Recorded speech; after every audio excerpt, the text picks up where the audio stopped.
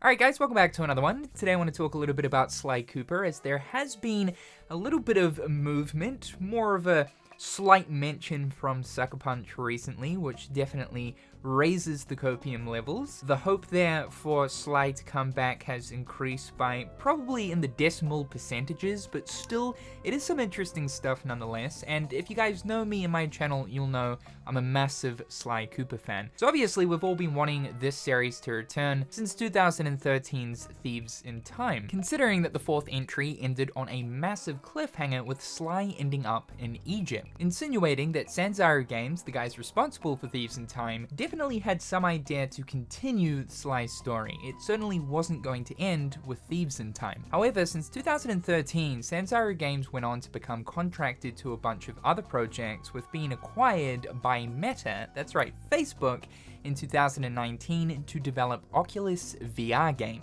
So at this point in time, there's pretty much zero chance that Sanzaru would come back to continue Sly going forward, which to be honest is kind of a shame, because I felt as if Sanzaru Games really understood Sly and how to make a really good Sly game. Albeit, the story of Thieves in Time was definitely the worst out of the four games, but that Sly Cooper formula that was established by Sucker Punch for Sly 2 was done really well as a next-gen Sly game at the time, done by Sanzaru Games. This is coming from a studio who clearly understood what they needed to do to make a Sly Cooper entry. And as we know, it's been 20 years since Sucker Punch departed from Sly, moving on to Infamous and then eventually into Ghosts with their most recent release, Ghosts of Yotei. Much like all other PlayStation first-party studios, they have all pretty much moved on from their previous PlayStation 2 franchises, I guess aside from Insomniac? Although Insomniac's primary focus nowadays is certainly towards Marvel rather than Ratchet & Clank. But once in a blue moon, we do receive a new Ratchet installment.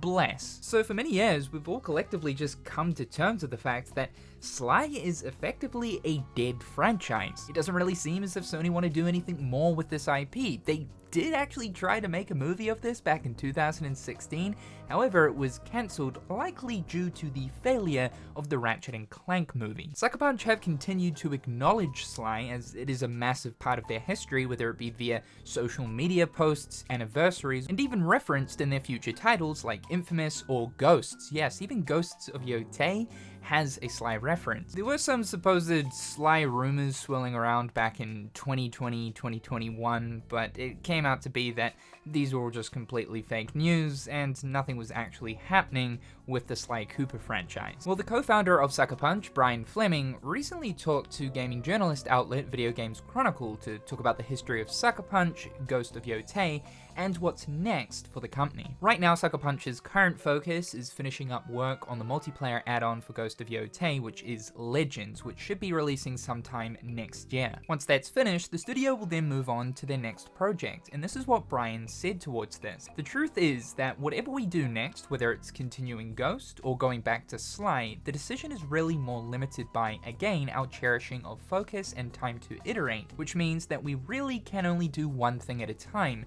If we were good at juggling 4 projects, yeah, we'd have a remaster, and let's go do one of those and one of those and do some fan request. That would be really popular. But we only get to do one thing, so it kind of has to be your best idea, right? And that's really clarifying.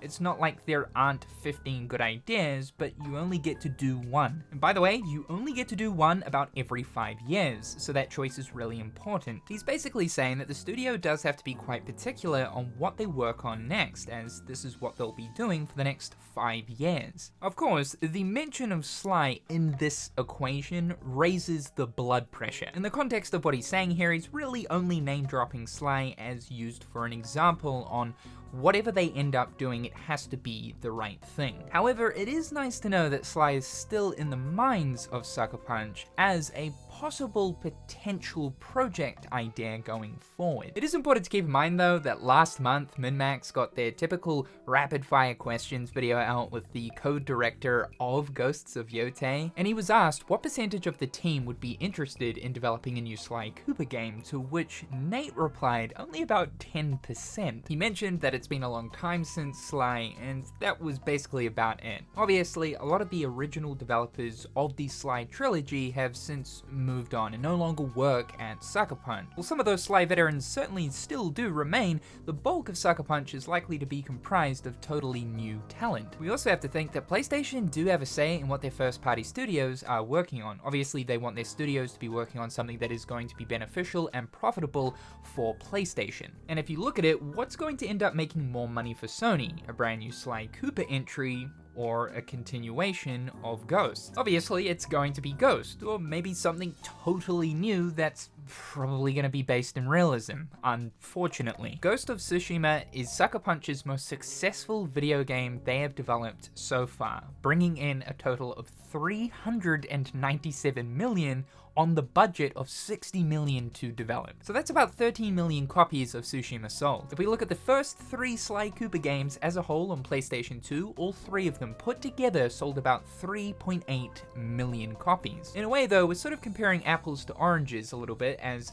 gaming has exploded in popularity over the past 20 years. But I don't have a single doubt in my mind that Sony would prefer Sucker Punch to work on another Ghost game yet again after Yotei, or just something entirely new. That being said though, Sony did mention last year that they do want to start bringing back a lot of the IPs that have since been abandoned and are currently rotting in the IP graveyard. This is supposed to be a part of a new strategy of Sony's to have smaller scale, smaller budget titles in the pipeline that take less time to develop, rather than having all of their first-party studios working on projects that take a minimum of 4 to 5 years to finish. Of course, the other direction that Sucker Punch could go in here is Infamous. This is also another franchise of Sucker Punch's that is simply beloved and would do really well in the modern age of gaming. The only issue that I see with Infamous being brought back here is that it would lie a little bit too close to home with what the folks over at Insomniac are currently doing with Marvel between Spider-Man and the upcoming Wolverine. Infamous is an open world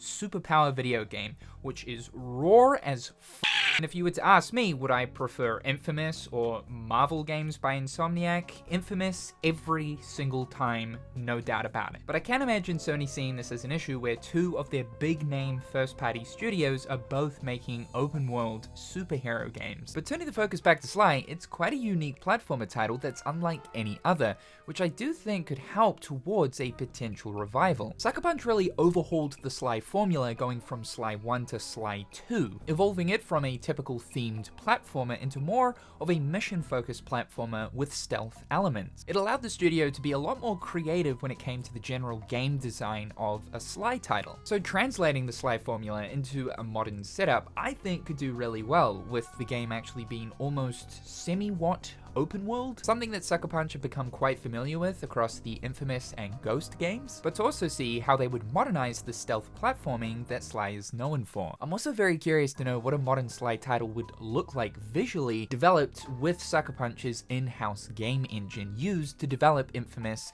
and Ghost of Tsushima and Yotei, because both Tsushima and Yotei are currently some of the best looking video games. Seeing the visual evolution of the Ratchet & Clank games across the many PlayStation generations has been incredible. Rift Apart still looks simply gorgeous. So I'd love to see how Sucker Punch would attempt this when looking at Sly, considering it's a little bit more stylized than something like Ratchet & Clank. I also think too that the success of Astrobot last year, taking home Game of the Year and also selling 2.3 million copies as of March this year, could certainly encourage PlayStation to start looking at platformer titles again. I have no doubt in my mind that if PlayStation were to bring Sly back, whether it be developed by Sucker Punch or an entirely different studio, that would probably end up seeing very similar numbers to Astrobot, given the already established popularity of the Sly franchise. I do think the success of Astrobot is going to have the snowball effect to hopefully make Sony look in the direction of the platformer genre, whether it means Sony reviving some of those classic platformer IPs or just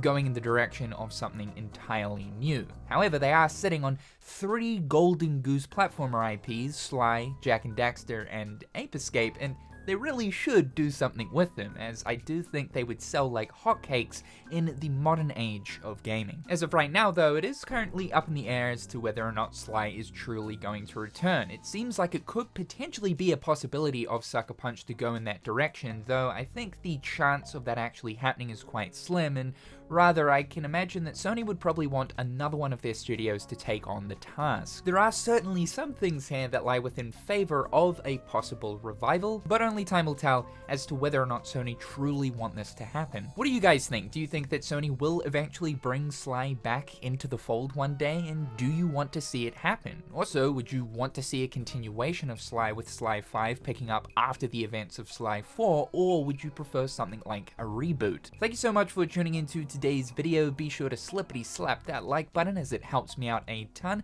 and subscribe if you haven't already. A big shout out to my wonderful patrons and YouTube members. I hope you're all having a fantastic day, and we'll talk again real soon.